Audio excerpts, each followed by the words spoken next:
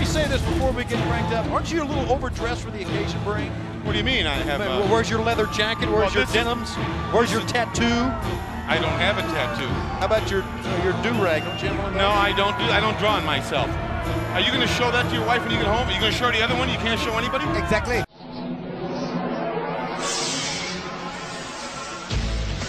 Hello guys, welcome to the Rise and Fall podcast of WCW. I am Ardell De Leon. Hello. Eric King. Yeah. Just yeah. Are you the yeah man? Yeah. Your name is Well, yes, Hog man. Wild was just too much energy. I left all my energy out. Yeah, man. Like Hog Wild was a pretty enticing, energy-filled show. And coming in today, this is a really special thing actually for the podcast here. But we got Tyler Evans. How you doing? Good. I'm so happy to be here. Oh, you use his full name, but I don't get my full name. I said Eric King. No, you didn't. You just said Eric. Eric. Oh, whatever. Just get on with it. Okay, Tyler, explain us your background with wrestling. I started a few months ago. You started with WrestleMania 30. Yeah. You lucky and son Oh of a my bitch. god! And- That's ridiculous you started with that amazing show. And then I sort You of... saw I've been watching some arguably fun the greatest wrestling moment of all You time. could have, yeah, possibly. And then I really like John Cena. He's a really good wrestler. Okay, don't troll in here. No, one reason I brought Tyler here is because, well, WCW is a time in which there were really non-wrestling fans watching wrestling. So really right now, the product you're seeing here is meant for Tyler more than me and Eric, actually. So first match of the night is Rey Mysterio versus Ultimate Dragon for the Cruiserweight title. Oh, yeah, this is where the announcer said, from Tijuana, Mexico, Yeah, okay. Rey Mysterio And Jr. then he became American for some reason. He became American for some reason, so like here. From Nagoya, Japan, the Ultimate Dragon. Exactly. His opponent from Tijuana, Mexico, the WCW Cruiserweight Champion, Rey Mysterio Jr. I think the crowd is pretty racist here. Because you liked Ultimate Dragon actually in this match. Yeah, I liked Ultimate Dragon. He was cool. He was funny. He really did have a lot of fun stuff going for him, but that didn't work out well. You notice like every single couple moves, he'd always look at the crowd and wave his hand up. Yeah, and then he'd be like, the crowd would be like, Boo! Dirty foreigner. And he is very proud to hold that Cruiserweight Championship. Ultimo Dragon, interesting background. In the mid-'80s, he trained in the New Japan Dojo. Ultimate Dragon would put his arms up and be like, what the fuck are we doing here? yeah. It just really, and then, All he was doing was just trying to get a reaction, but no one gave a... It makes sense why he won't wrestle in our league now. yeah, the strange thing here is though, Yeah. why did they cheer for Rey, who is from Tijuana, Mexico, and do USA chants for him? Well, because he was wearing Spider-Man colors. He's USA. But No, he was wearing Spider-Man Oh, he was wearing colors. Spider-Man Yeah, there colors. you go. He was That would wearing. probably be it, actually. Yeah, but I saw Ultimate Dragon in this match. Ultimate Dragon was a lot more impressive than Rey Mysterio in this match, actually. Well, Ultimate Dragon looks pretty cool, too. Yeah, he had a more cooler like costume. I personally believe he did more moves. Personally, I don't like Rey Mysterio very much. Well, they're all bikers, so they're really incompetent They're not assholes. They're That's not really. all bikers. They're not really wrestling fans to say at this point. To message South Park, they're all fags. They're all a bunch of fag.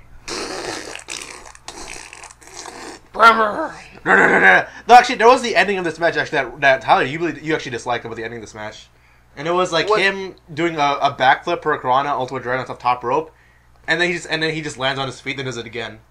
Oh, Rey Mysterio... Because you're like, did they fuck that up? Yeah, they fucked up a lot of stuff. And then, like, the thing is, when he did stuff right, they were like, they really just screwed with him. And then when he did stuff wrong, it kind of just made it look worse. It looked a lot worse. So, I did actually kind of like this match. I can say it's one of the more better matches of this entire card, But right? Rey Mysterio sucks. Rey Mysterio, I think he wasn't pulling off his load. He just reached 20, I think, during this time. Did he? Yeah, he just reached 20 at this time. Right now, he's like 39. And he But- was 20 at that time? Yeah, he's 20 right at the time. And he's around my age then. Yeah, he's around my age also.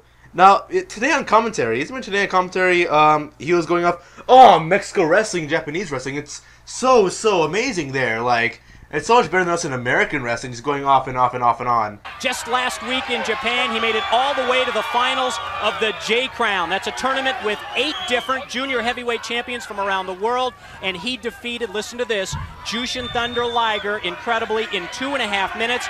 Forever and ever and ever. And then the other, oh yeah, I forgot to mention here, this is Hog Wild. They're participating in an outside arena, and we saw Tony Schiavone, Dusty Rhodes, and Bobby Heenan. You love Dusty Rhodes. What is his blue attire? Yeah. Yeah, you love his shirt, and Eric. I went up on the shorts.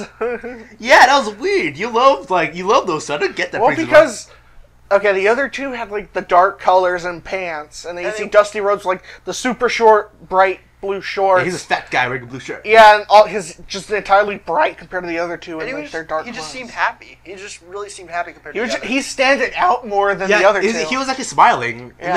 in the middle of Shivani and Heenan. They're like, "Yeah, we're here in yeah, we're just here. we're here in Sturgis right here. Yeah, it's gonna be great." Then Dusty Rhodes, this big fat guy with his bright blue shirt. I mean, Sturgis is a big event, so being them unhappy, I mean, being able to be in Sturgis is pretty cool. Yeah. Why were they unhappy? How about that? Sending Rey Mysterio down. Yeah, and now that I got Mike Tenay out here and he taught me what that was, now you ask him what that was. So what was it? it? Was a leaping, spinning...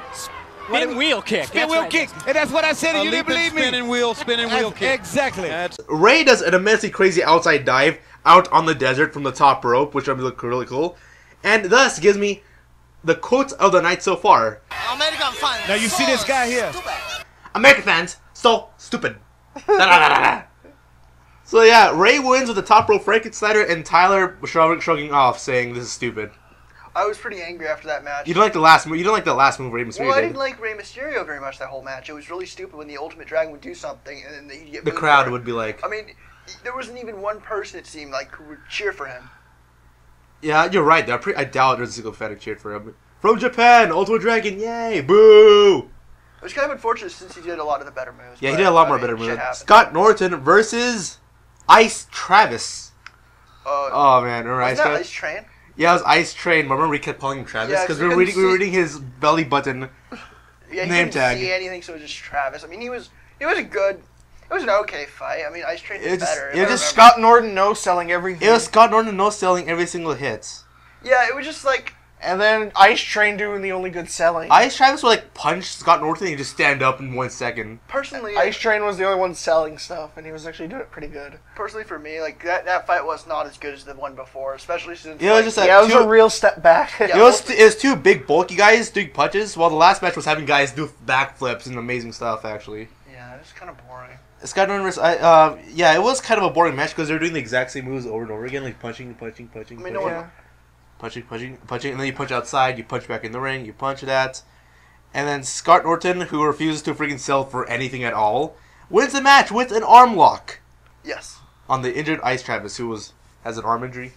And Well, an arm injury. an arm injury. Yeah, it's... It's funny to tell that because Scott Norton would like slap Ice Travis's arm. Yeah, then you'd be like, oh, my arm's fine. My arm, he hits back with his right arm again. Like, for fuck's sake, Scott Norton would like bite Ice Travis's right arm. Then Ice Travis would come up and hit him a clothesline with his right arm. And then he'd get, like, slapped, and then he'd, like, flip out. Yeah, then I'm perfectly good again. But there's Scott Norton wins with an arm lock.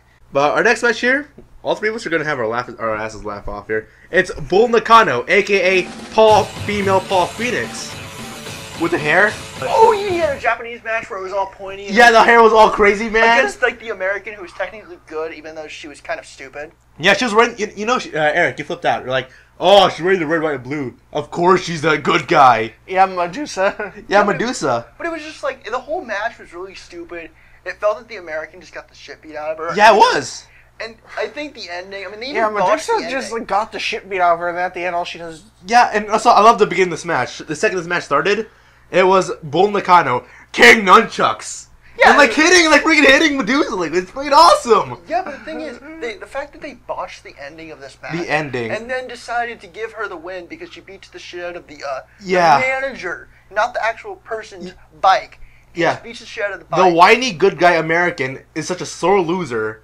She like destroys the other person's bike. And then gets the win because of it. Eric, you're so confused by that, man. You said like, well, Bull won, right? Obviously, no. Obviously, what happened is she botched it. Yeah, she botched it. Eric, give us your take when you first saw that part. Bull did a German suplex on Medusa, Yeah, I thought she pinned her. a German suplex pin. We even saw in that one anime show we watched. Yeah, I mean, that shit like that.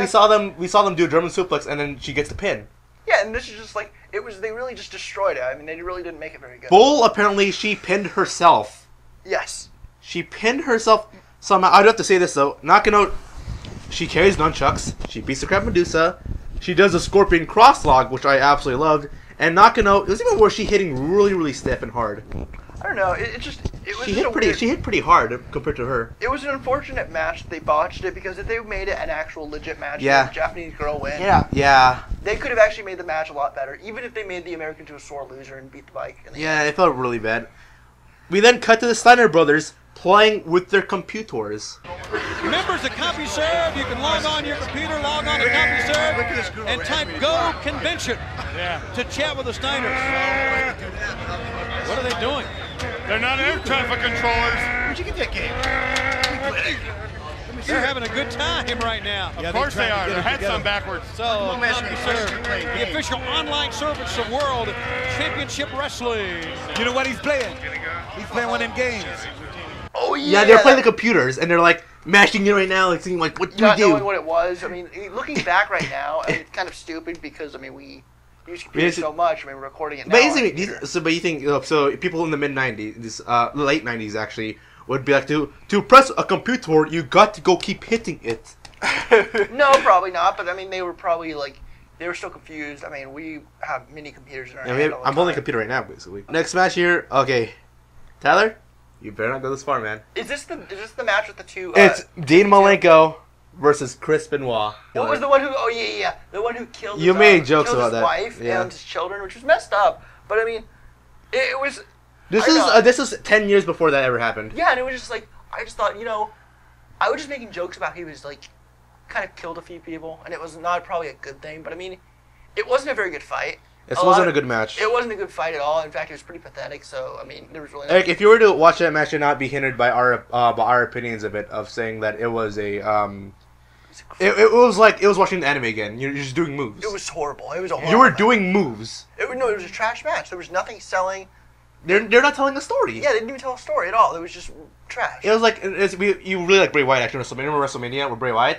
Like every time he would hit John Cena, he'll look to the crowd and like get their attention at all. Well, it's fun to. He would like interact with them. It's fun to see them get the attention, or at least do something cool. But it was just. It was the same move over and Yeah, over. it's like that these guys did. suplex, Yeah, it was, pin. There was never a. There was maybe like 5 moves done. And they had to redo that match like Yeah, 2 because times. overtime, 2 times. Yeah, overtime 2 times because of bullshit calls by the ref, stuff like that. It just wasn't good. It was And not a good match. I remember we counted. There were 11 finishes in this entire match. They were doing super move, and they keep counting at 1, 2, and then you became sick of it in the end. Yeah, I was like, they this kept is kicking dumb. out after every big move. Yeah, and it was just like, okay, when is this gonna end? It just became when is this gonna end too? Yeah, it's like me and This is Eric a great fight. playing WWE 2K13 again and adding infinite finishers onto ourselves. Yeah. But you cannot kick. But you're so good at kicking out of them that it doesn't matter even if you do your finisher. And it just makes it worse knowing that it's. I mean, it's okay that it's fake, but I mean the fact that someone sat down and wrote this is just stupid. Okay, you guys are going to have a very, very long match towards people who are not wrestling fans. Yeah, it just wasn't good. I mean, coming from a non-wrestling fan, it just wasn't good. Yeah, coming from a non-wrestling fan, which is the important part. 90s, you're not supposed to... Product is not towards wrestling fans. It's towards everybody. Yeah. So, and I did say that this match, if it were put to it nowadays towards wrestling fans, strictly just wrestling fans, like in Japan, It might have been decent. it would have been a decent match, actually. It might have been decent. The problem was it was just the same move. If it was in Japan, they might. If it was in Japan, they would get a huge crowd, No, actually. and they also would have had like different moves besides just the 5 that they used. Yeah, superplex, pin, 1, 2, pin, 1, 2, pin, 1, 2, pin, Yeah, 1, it 2. was dumb. Oh, yeah, man. I remember that. I do love this part that Nancy Benoit outside the ring would be like, "Come on, Chris! Come on! Come on! You got this!" And Elizabeth, Yeah, Chris, go. You got this. It was just dumb. And then they would just like help him and stuff. double overtime, and the crowd. You, us, and the crowd were the exact same. Yeah, we actually had the same opinions as the crowd, which was fun. Okay, I'm gonna be the guy who's gonna say it, and you do the crowd reaction. You two, all right? Ladies and gentlemen, this match will go to overtime. God damn it. We're going to a 5-minute overtime. Yes. All right. Got him up. Okay, now again, ladies and gentlemen, this match will go through 2 overtimes. I really hate you. I'm guys. going to the bathroom. That's So there must be a winner. Ladies and gentlemen, the referee has declared another 5-minute overtime period. Well, that ball rolled from the sea of heads. And the people are mad. okay. There's more to wrestling than just moves. Yeah, there's a lot more. You to can wrestling. know 1,000 freaking moves, and like you can be like Daniel Bryan. Like for as many moves as you know, unless you have personality, you're not gonna be that good. Flair is an easy case for that. Yeah, little few moves, but he had your attention. Same thing with Hulk Hogan and Big Show and stuff. Yeah. Which come up later. That's why Hulk Hogan was so popular. He didn't have that many moves, but he had the personality. He had the personality. He was like, yeah, come on, brothers. Get into this match. Yeah, let's go. Beat Dean Malenko and Bruce Raw. Yeah, okay, we're going to do a match now. Right. Okay. Sure. Now it's time for the next one. The Steiner Brothers. 2 jacked up dudes against 2 jacked up black dudes. Yeah, but it was just like... The Steiner Brothers versus the Harlem Heats. It felt wrong. It really just felt wrong. I don't Because know he said this was racist. Yeah, that was racist. Because he saw the cowboy guy right behind the Harlem Heats. So racist. And it was just like, okay. And then it was just... They were the black guys were the bad guys, which this was one. Yeah. For me, the white guys looked like bad guys too. I mean, it was literally like. You could tell that they're the bad guys. You know why? Because the crowd immediately booed the black guys. Yeah, it was just like, okay, this feels so racist. And then they had like the guys dressed as like Texans, so it was almost like not Texans, like just slave drivers. Yeah. He was carrying dollar bills with a cigar. And a cane. Yeah, and a cane with the rich woman wearing sunglasses and expensive coat. And the crowd was like, boo! It felt so racist. Yeah, and you saw Booker T and his brother, Ray, they go up the top rope. They're like, yeah! And everyone's like, boo! Yeah, it was just like, okay, The cool. Booker T will be like, what did we do? Yeah, We're black! Yeah, and it was just like, okay, cool. I mean, the match was decent. It wasn't the greatest match. It was a lot more better than the last match. Yeah, the crowd were into it. Yeah, it was a lot better than the last match. I mean, really, I think my favorite part of the match was actually the ending when he hits the other guy. The cowboy guy, he screws up the first time. Yeah, and then he hits him again. Is it him or is it like his wife? Does it? No, he hits him. The cowboy guy. He hits him again with a cane. And he throws powder in his face. Powder. Hits the wrong guy and throws powder in the right guy's face. It's like I fucked up again. And his wife throws powder. Yeah, his wife. Just like whatever. Okay. I mean, it was kind of a cool. Oh, my husband fucked up and hurts to this spot. That's my turn. It could have been worse. Cane It could hits. have been better. Could have been worse. But it was just. But what matters the most was that they got the fan interaction in them. Exactly. The fans were in it all the way and doing something simple like going up to the crowd, going up to their faces and saying "You suck." It gives them more. It's more meaningful than you doing a move. And they were fun people. I mean, it wasn't like you were just watching. Like they were decent moves. They were decent like combos together. They were doing decent moves, but they had crowd interaction. Yeah, and even the managers had crowd interaction, which was fun. Yeah, whenever the Harlem Heat were ever losing a fight or were kicking ass, you see the cowboy guy look at the crowd and he'd be like, you guys be quiet, and he's had the wife just snickering at them. Yeah, it was just fun. Something simple like that is more important than doing a match. So the match ends with the spot again with the Harlem Heat. They cheated with the cowboy guy, and he hit him with the cane, and you were like, I was thinking how painful that was going to be, even if they had cut it a little bit first. Just hitting a guy with the cane. He was hitting Scott Steiner with the roids, man. And me and Eric, man, when we first saw Scott Steiner in this match, we all loved that he was gonna go yell out and do something stupid. Because all 4 of these guys are fucking huge.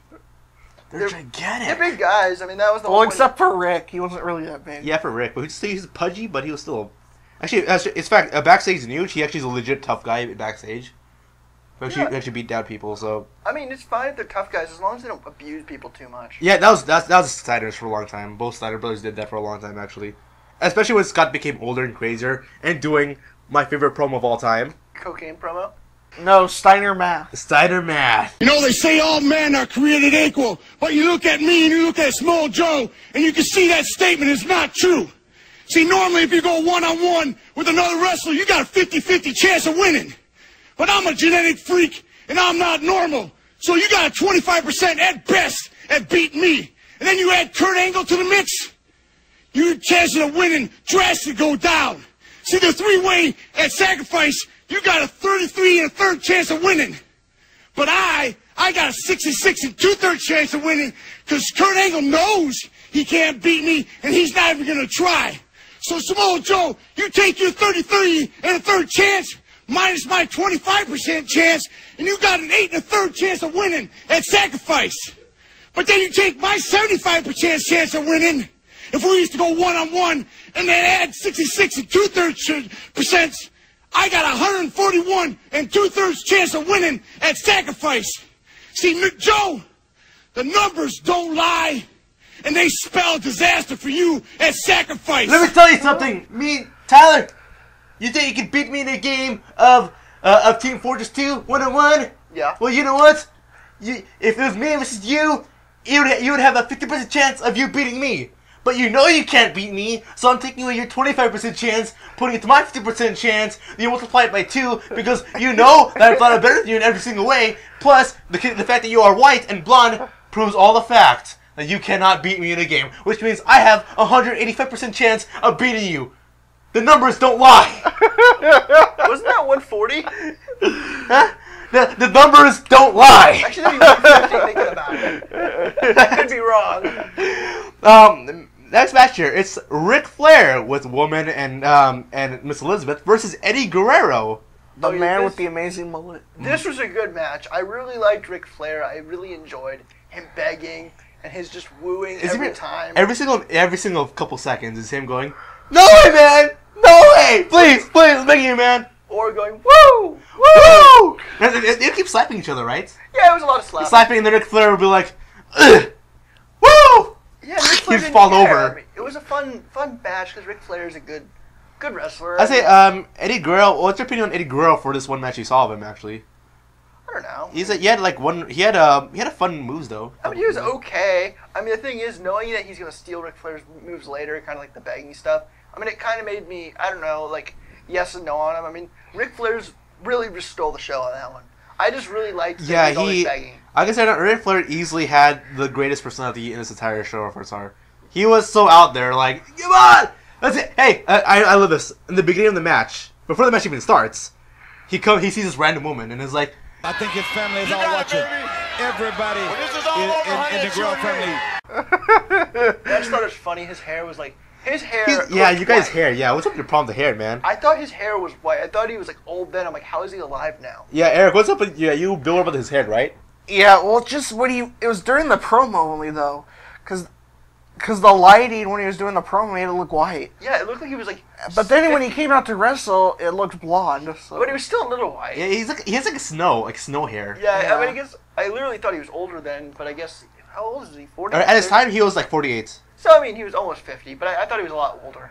Whatever happens though. All right, I do put here that Ric Flair, every time he's always losing, he always has a low blow cheat to win, and the referee of course doesn't see it because Miss Elizabeth is doing the thing where she's like, "Hey, Hi referee. Hey referee, what's up?" It doesn't really matter because Ric Flair, I mean, he's so likable. He's so likable, dude. I mean, it doesn't matter if he's cheating. I mean, he could be like hitting the ref and beating the crap out of the ref and using him as a and bat. plus, and he's still like and plus the crowd still loved him too. Why? Yeah, because he's not. He's a nature boy. Yeah, and plus he's not Mexican like Guerrero. Actually, I think there was some Eddie chants actually. Strangely enough. I don't mind Guerrero, whatever the hell his name is. But I don't mind him. But I mean, Ric Flair's. I know the one spot in the match here is that Eddie Guerrero he pants Ric Flair. Then you see Ric Flair's ass. Yeah, fun Ric Flair. His ass is wider than as his hair. Yeah. For some reason, I don't know what the obsession was. How that's even possible to just grab his fucking pants. His 48-year-old ass. And in fact, also, in the year 2012, it happens again. Of course it does. Ric Flair's Ric Flair. 16 years after this mismatch, it happens again to him. That old fart. The end of the match goes with when Eddie does a frog splash, but he lands on his knees apparently. And then Flair wins it with a figure 4 leg lock. And he ends the match with a woo. Yeah. Woo! Basically, that's what it is. We got the giant promo coming up here. What's going through my mind right now is a long history of betrayal. When I was a kid, I was by far the biggest Hulk Hogan fan in the world. And I saw your true colors way before the rest of the world did. When you came out on Nitro and you told the kids and the fans of the world to stick it, you reminded me of the pain you caused me. Well, believe me, Hogan, tonight in Sturgis, I'm going to be the one to stick it. I'm going to stick my hand right around your neck. I'm going to squeeze it till your eyes pop. And I'm going to drive your neck right through the ring. Hogan, ashes to ashes and dust to dust. Tonight, I lay the Hulkster to rest. Giant says, "You know what, Hogan? Rah, rah, rah, rah, rah." Yeah, he at like near the end, he just starts like screaming at the top of his lungs. I will find you into the ground, Hulk Hogan! This is Big Show, right? Yeah. Before he's Big Show, I mean, he literally... He's just like screaming at the top of his lungs. Come here, man. No, like, I will grab you, Hulk Hogan, and then plant you into the ground so far. I actually didn't know Hulk Hogan was a bad guy until we got up to the match, so I thought Big Show, or whatever the name was at the time, was the bad guy. What makes it confusing was that the storyline originally, like before, was that Big Show, he was attacking Hulk Hogan because he wants to end everyone's kids' hopes and dreams. Yeah, but it was just like, he seemed like more of the bad guy. Yeah, he did, right, yeah. And Big Show's a bad guy nowadays anyways, right? Yeah, he's a good guy now. Oh, he's a good guy again? His best story ever was when he was a bad guy, because it made so much sense. Yeah, he just seems like a bad guy, but I guess that doesn't always work. I mean, Hulk Hogan just, I don't know. Yeah, you're not used to seeing Hulk Hogan as a bad guy. Yeah, he doesn't seem like a bad guy to me. Yeah, which is amazing. Which was amazing at this time, because this is his first time ever in his career, like big time at least, that he's a bad guy. So we're coming here. It's now Sting and Lex Luger versus Nash and Hall. Oh, you mean Sting, which is like a shiny guy. They have Lex Luger, Mr. Freaking Peck, between his pecs, man. Yeah, where he's just like. That's the only how that this entire match was really boring, actually. It was and the thing we noticed about was that you guys laughing at his that he keeps moving his tits. Well, for Sting, it was like Sting was doing the good moves, and then Lex. You got just freaking Lex Luger coming in and just showing off the entire time. Yeah, he was like freaking his. I swear, I even saw Sting at one point go, "Oh my God, Lex, what are you doing?" Yeah, but Lex was just like going there and just like talking. Yeah. And just move. Hey man, was it really as exciting? Yeah, it was just like that the whole time. It was almost like a bad match, but at the same time, Lex Luger played it off completely serious. So it was really funny. Did Lex Luger come across as a bad guy? He's a bad guy? Does he come across as a bad guy? Okay, a guy who's all about enamored about how good. I don't think he's a bad guy. I think he's just a weird character. All right, Nash and Hall. What are your opinions on those two guys actually? Which ones? Kevin Nash and Scott Hall. I don't remember them. Those two guys, Sting and Lex Luger, are facing off. Like I said, I don't remember them. I remember Sting and I remember the Lex Luger. Yeah, it makes sense because Nash and Hall were really boring in this match. Yeah, I mean, really, the thing I remember is Sting doing. Yeah, Sting doing cool moves. Yeah. And Lex Luger just taunting the whole time. That was literally the whole match. I could recall what happened with this match, and that Nash and Hall would basically just work Sting the entire match, and Sting bumping his ass off, making those two guys look amazing. Then as soon as Lex Luger hits the ring, he does. How many moves does he do? Yes. Like 5. Yeah, I was like 7. He doesn't do, man. Wrong! 4! Great. 4, he does 4. He does clothesline, torture rack, power slam. No, I'm wrong. Yeah, 3. Oh, great. 3. Yeah, Woo! Whatever his name is. I keep on thinking he's Lex Luthor. I keep on Lex Luthor, but I mean, he's just like, he just doesn't do much. I mean, he is cool though. You can tell that Sting was the one who really worked. Was the guy who worked harder in this match. Yeah, it was fun though. It was more fun than it could have been. Yeah, it could have been a lot more fun. Ref cheats. The referee is a scab all along. The referee cheats for Hall to get the pin, actually. So the referee, like, Lex Luger has a torch rack on, like, Scott Hall, and the referee was like, whoop! He just taps Luger in the knee. Then Luger is like, ah, my legs! He just falls over. And Skull gets spin like, 1, 2, 3. Lex Luger, man, so as buff as you are and as huge as you are, man, apparently tapping the knees like all you need to do. That's his Achilles knee, I should say. Achilles knee. Michael Buffer gets his monthly paycheck. Michael Buffer, he just goes up and says, ladies and gentlemen, are you ready to watch one of the greatest matches of all time? Do you mean the last one? Yeah. That wasn't the great match. It was. It was almost pathetic that they did that to Big Show. Well, you know, understand here, these two guys are extremely limited. No, but it was pathetic what they did to Big Show afterwards. Oh yeah, afterwards. Okay, can you explain what happens in this match, really? Not really. What it really happens is Big Show. Two of them holding on and looking at each other for the entire match. Yeah, and talking about how they're going to beat the living shit out of each other. Yeah, it's just them looking at each other. Like Giant would be like we'll do a test of strength right there. Like we'll do a test of strength, and then like Hogan will be like, Then Hogan will come back. The Giant will be like, Then Hogan will kick his ass and be like, no.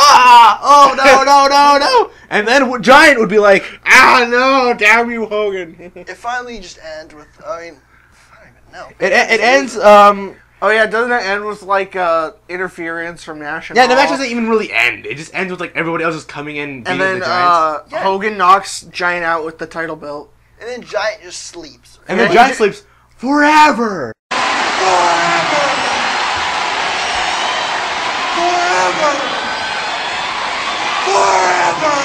This is the greatest part about the match. For some reason, Hogan kept talking after the match. Yeah, and then it becomes Hogan's birthday. Yeah, it becomes Hogan's birthday, and Giant is still there. Yeah, Giant's still just there, just laying down and sleeping. Not moving at all. Yes. At all. We're just thinking, how is he going to get out of there? Well, look at it this way. It doesn't You matter. said he was going to roll, right? I thought he was going to roll out, but that's obviously not going to happen. But even after Hogan left, you see the camera pan back, Yeah, and he's still there. He's still there. Here, let's talk about what happens after, though. Okay, After he wins. Brodus Beefcake, Hogan's little bitch of a friend, comes up. Well, no, his name in WCW is the Booty Man. Yeah, he comes up and gives him a cake. And knows it's Hulk Hogan's birthday, brother. Yeah. Look at this. And you know what? Now I'm gonna wish a happy birthday to me, brother. Yo, Booty Man. What a surprise. Hey, also, I just want to say, first of all, congratulations on being the new NWO World Heavyweight Champion! He is the WCW Heavyweight Champion. We want to tell you one thing, brother. They do not have. We never, ever mix business with friendship, but this is a special occasion, man. And we got a surprise for you. You know what, brother? We got a surprise. Hold on. What in the world is going on? Get him, boys. Let's get him. Can you believe this? Unbelievable. Then Hogan is like, brother, I can split business and friendship. Oh, by the way, let's talk about that freaking NWO shirt they're wearing. They're wearing a Terminator NWO shirt. So like Mr. Booty Man is wearing the name sucks. Mr. Booty Man is holding the Terminator NWO shirt. That's so stupid. And then Hogan is like, we are not friends. And he punches Mr. Booty Man. He does say no. He says, we're friends. Yeah, we're friends, yeah. But I want to show them what I can do. So he beats the shit out of his friend with a belt. And it's like, wait, what are you doing? He has them hold him. This is after this guy brings him a cake. Yeah. And it's like, are you kidding me? And Mr. Booty Man, he's just like smiling, like, yeah, we're friends. He's like, yeah, we're friends. He's getting the crap beat out of him. I've been your bitch for like 20 years. So he basically beats his bitch. And it's just like, Big Show's still on the ground, like, not crying. He's just there, just sleeping. He's there, just there. So he pulls a CM Punk, but without the crying. Yeah. No, except he's like 500 pounds bigger, and he puts his arms are wide open, spread apart, and his entire body takes up half the ring. Yeah. Yeah. And it's just like, okay, cool. I gotta get some And at this point, I mean, he's pretty much Hulk Hogan just trying to like influence his next fight against someone. Mr. Booty Man. Yeah, he's a big douchebag. Short thing here, you would think that Mr. Booty Man and Hulk Hogan would get to. Yeah, I just got some Brodus Beefcake, whatever. Do you think Brodus Beefcake... Mr. Booty Man! You think Brodus Beefcake and Hulk Hogan will get to a feud later, right?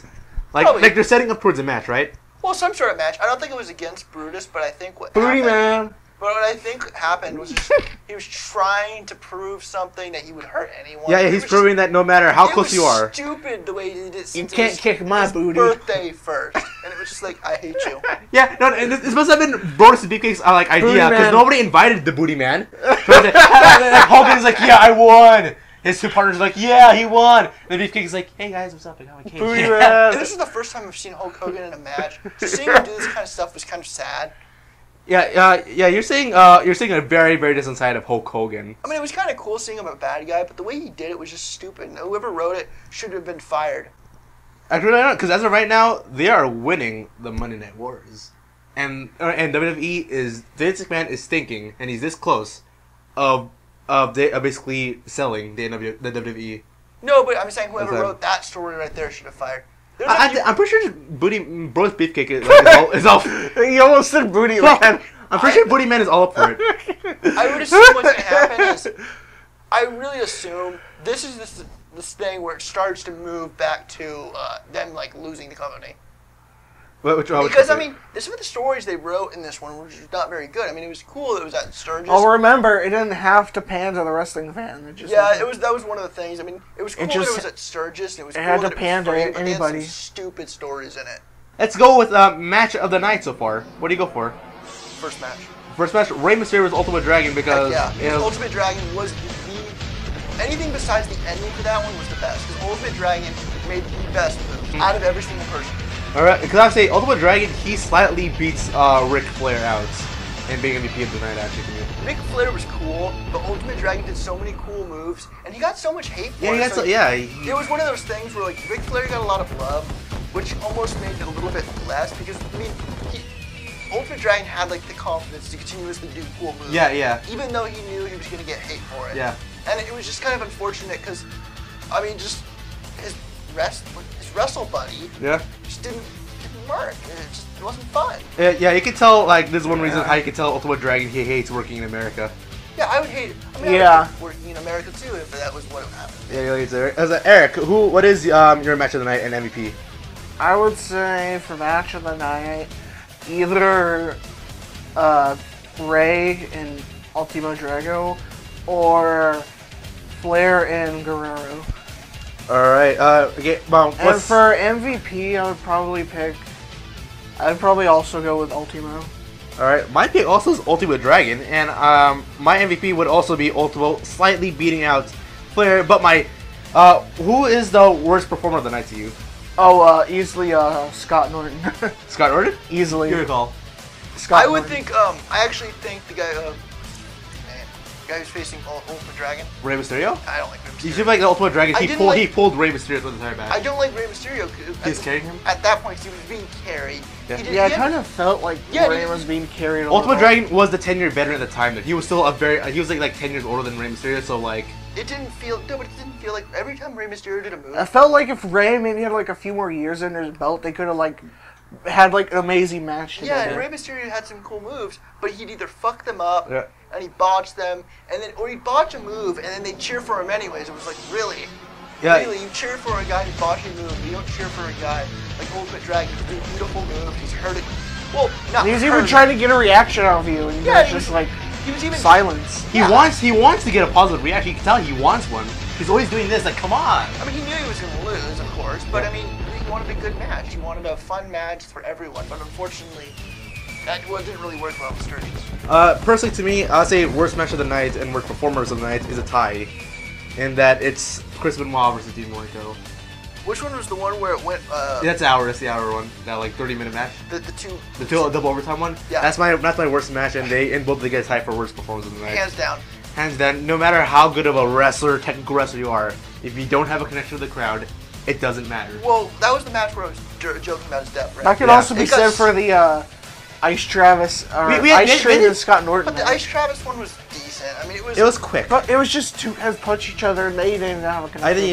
But I think the whole thing that it took 2 overtimes. And Scott Norton just hacksawing it the whole entire match. We're gonna put you. Step. Yeah.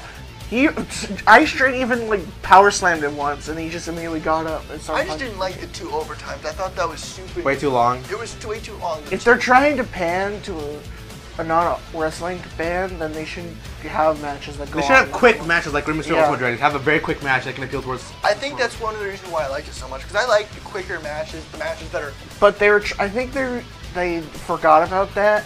And since these two guys are like really good wrestlers with their moves and stuff, they're trying to like flush them out. It's pretty good by there because the Rey Ultimate Dragon match went on for 10 minutes, which is actually a lot longer than average. Yeah, but it was still a great match. It was longer than average. It was a great match except for the ending. It was a great match, except for some of the stuff that Rey Mysterio did, like the fuck ups. But I really, really, really liked Ultimate Dragon whenever he did stuff. Alright, well that'll be the end of it of tonight, though. That is 1996 Hog Wild WCW Pay-Per-View, and we'll see you guys next time. Bye. This is Eric. See ya. This is Arnell. I'm awesome. This is Tyler, because I'm awesome. Mr. Booty Man. Hogan's little bitch, the Booty Man. Hogan's little bitch, the Booty Man. Hogan's little bitch, the Booty Man. Booty Man. Nobody invited the Booty Man. Hogan bitch. Nobody invited the Booty Man. Hogan bitch. Nobody invited the Booty Man. Hogan bitch. Hogan's little bitch. Booty Man. I've been your bitch for like 20 years. I've been your bitch for like 20 years. I've been your bitch for like 20 years. I've been your bitch for like 20 years. I've been your bitch for like 20 years. I've been your bitch for like 20 years. Mr. Booty Man. Hogan's little bitch, the Booty Man. Hogan's little bitch, the Booty Man. Hogan's little bitch, the Booty Man. Booty Man. Nobody invited the Booty Man. Hogan's bitch. Nobody invited the Booty Man. Hogan's bitch. Nobody invited the Booty Man. Hogan's bitch. Nobody invited the Booty Man. Hogan's bitch. I mean, it was kind of cool seeing him a bad guy, but the way he did it was just stupid. Whoever wrote it should have been